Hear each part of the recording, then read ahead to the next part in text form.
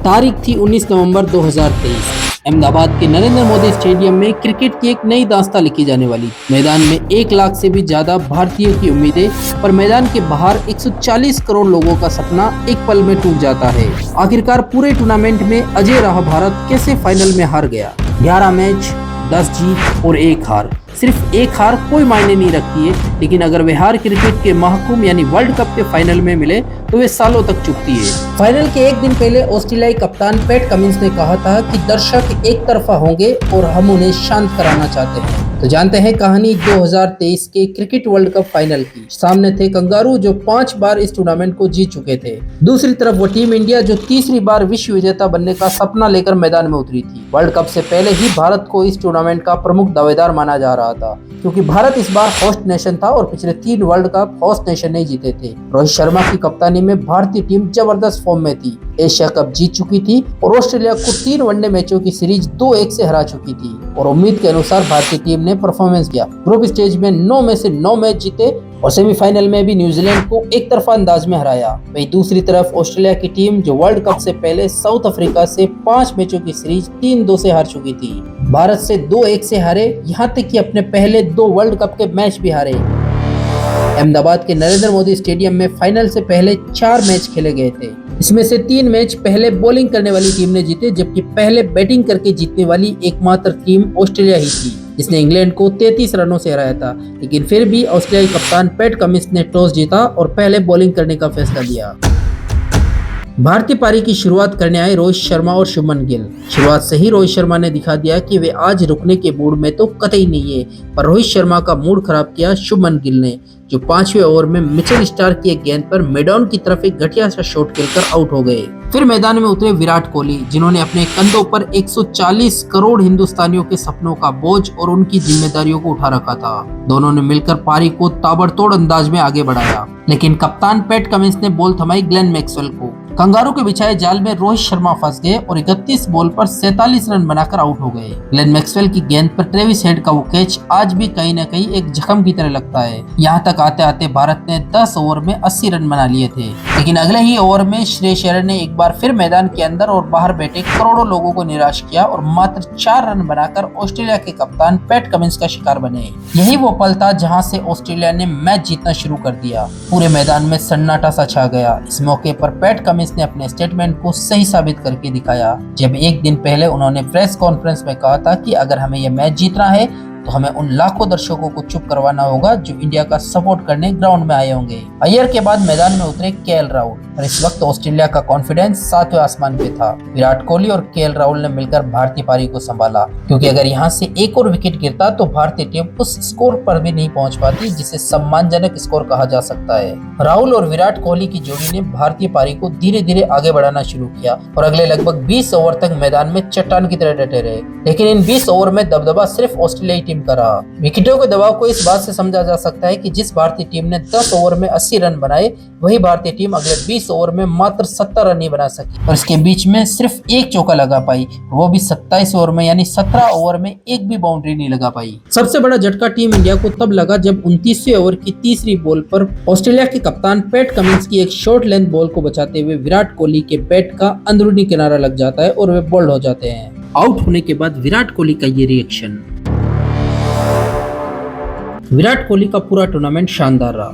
पिछले 10 मैचों में 711 रन बना चुके थे, इसमें 3 शतक भी शामिल थे और फाइनल में भी 63 गेंदों पर 54 रनों की एक उपयोगी पारी खेली। हालांकि ये पारी विराट के स्टैंडर्ड की नहीं थी, पर जिस कंडीशन में आई बहुत ही जरूरी थी। विराट और केएल राहुल ने मिलकर 67 रनों की पार्टनरशिप की थी। 4 विकेट गिरने के बाद भारत का स्कोर 30 ओवर में 152 रन था। कप्तान रोहित शर्मा ने भरोसा जताया रविंद्र जडेजा पर रविंद्र जडेजा भी 36वें ओवर में जोश हेजलवुड का शिकार बन गए। 178 रन पर आधी भारतीय टीम डगआउट में बैठी थी। हजारों दर्शक जो मैदान में थे और करोड़ों भारतीय फैंस जो टीवी के सामने थे, एक अनजानी सी शिकन सबके चेहरे पर थी। सूर्य कुमार यादव 7वें बल्लेबाज के रूप में मैदान में उतरे। दूसरी तरफ क्रीज पे अभी भी दीवार की तरह खड़े थे केएल राहुल, जो 89 बॉल पर एक बाउंड्री की हेल्प से 55 रन बना चुके थे।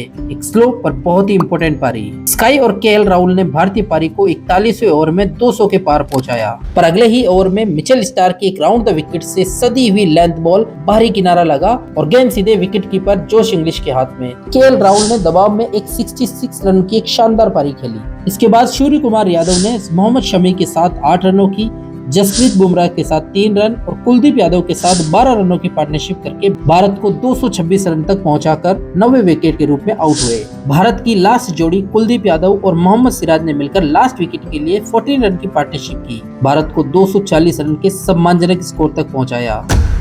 ऑस्ट्रेलिया ने पूरे मैच में सदी और कंट्रोल बॉलिंग की। उनके 5 प्रमुख गेंदबाजों ने विकेट लिए, साथ ही 6 से कम इकोनॉमी से भी रन दिए। मिचेल स्टार्क ने 3 विकेट लिए, जिसमें शुभमन गिल और केएल राहुल का विकेट शामिल था। वहीं जोश हेजलवुड ने भी 2 विकेट लिए, जिसमें रविंद्र जडेजा और सूर्य कुमार यादव का विकेट शामिल था।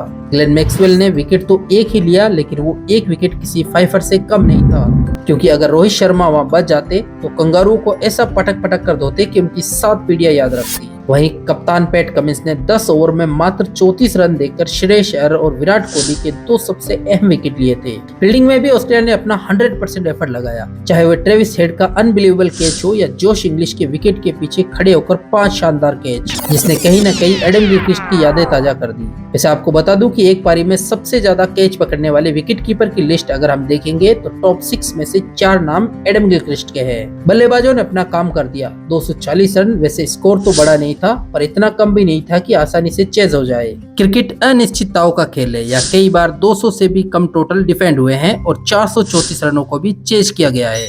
फिर याद आया 1983 का वर्ल्ड कप फाइनल, जब 183 रन बनाकर कपिल पाजी ने ये कहा था, चलो चलो चलो चलो जवानों, लड़ते।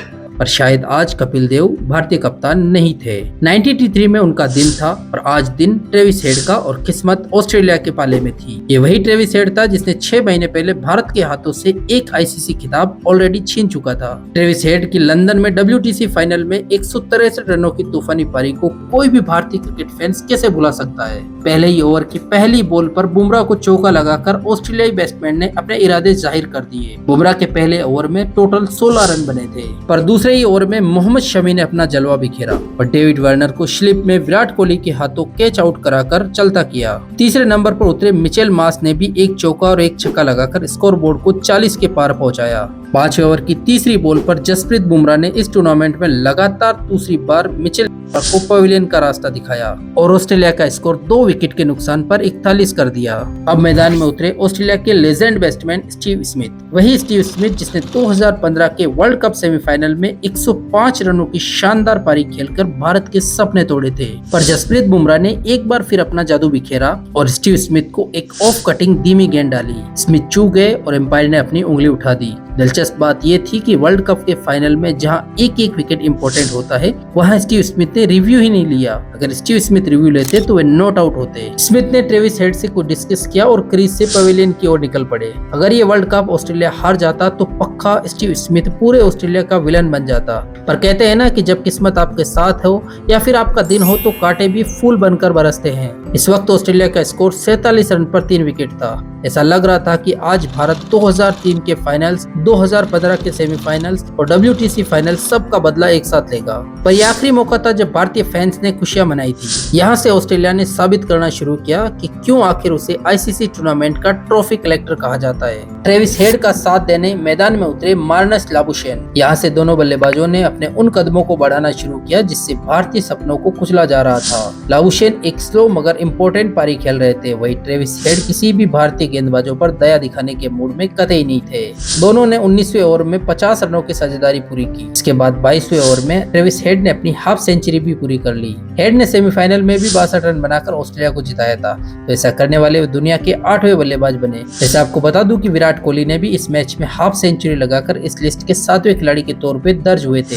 लाबुशेन अपनी पारी को स्लो ही लेकर चल रहे थे, पर ट्रेविस हेड ने यहाँ से अपना गियर बदल लिया। हेड ने अपना अर्धशतक 58 गेंदों पर पूरा किया था, मगर अगले 50 रन सिर्फ 37 गेंदों पर बनाए। हेड ने इस शतक से पूरे नरेंद्र मोदी स्टेडियम में बैठे 1,30,000 दर्शकों को शांत कर दिया। हेड वर्ल्ड कप के फाइनल में शतक लगाने वाले 7वें खिलाड़ी और तीसरे ऑस्ट्रेलियाई बने। पर इससे भी खास है कि रन चेज में शतक लगाने वाले सिर्फ दूसरे प्लेयर बने। इससे पहले श्रीलंका के अरविंद डी सिल्वा ने 1996 के वर्ल्ड कप फाइनल में ऑस्ट्रेलिया के खिलाफ शतक लगाया था। एक तरफ हेड धुआंधार पारी खेलकर भारतीय सपनों को तोड़ रहे थे, तो दूसरी तरफ तरफ लाबुशेन भी धीरे धीरे अर्धशतक की ओर बढ़ रहे थे और 40वें ओवर के अंत में लाबुशेन ने भी चौका लगाकर अपना अर्धशतक पूरा कर लिया। इस वक्त ऑस्ट्रेलिया का स्कोर 3 विकेट खोकर 225 रन था। यहाँ तक आते आते हेड और लाबुशेन ने 173 रनों की पार्टनरशिप कर ली, जो किसी भी ओडीआई वर्ल्ड कप फाइनल में दूसरी सबसे बड़ी पार्टनरशिप थी। उन्होंने 2007 के वर्ल्ड कप फाइनल में एडम गिलक्रिस्ट और मैथ्यू हेडन की 172 रनों की पार्टनरशिप का रिकॉर्ड ब्रेक किया।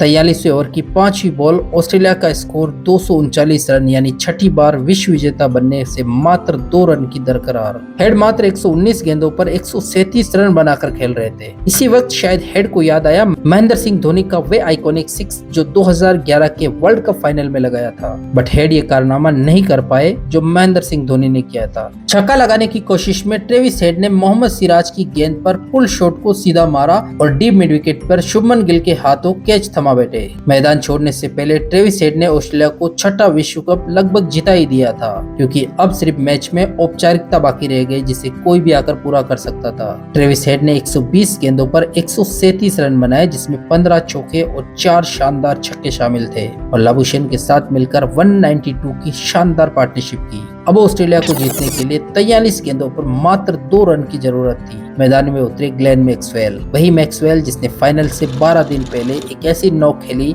जो क्रिकेट इतिहास की सबसे बेहतरीन पारी थी। अफगानिस्तान के खिलाफ 292 रन के टारगेट को चेस कर रही कंगारू की टीम ने अपने 7 विकेट मात्र 91 रनों पर खो दिए थे।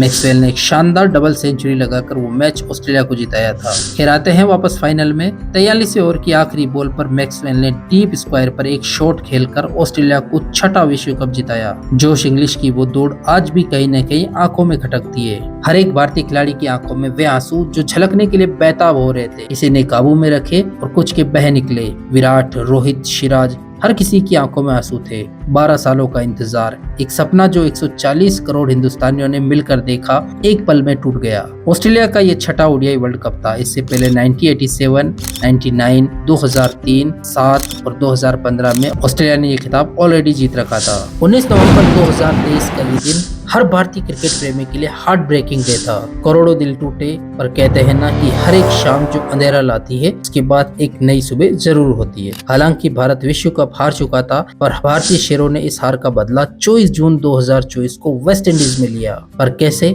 बताएंगे अगले वीडियो में, जहां भारत 2024 के T20 वर्ल्ड कप में कैसे बना वर्ल्ड चैंपियन, कैसे एक हारे हुए मैच में वापसी करके भारतीय लड़ाकों ने ट्रॉफी उठाई थी। तब तक आप इस चैनल को सब्सक्राइब जरूर कर ले।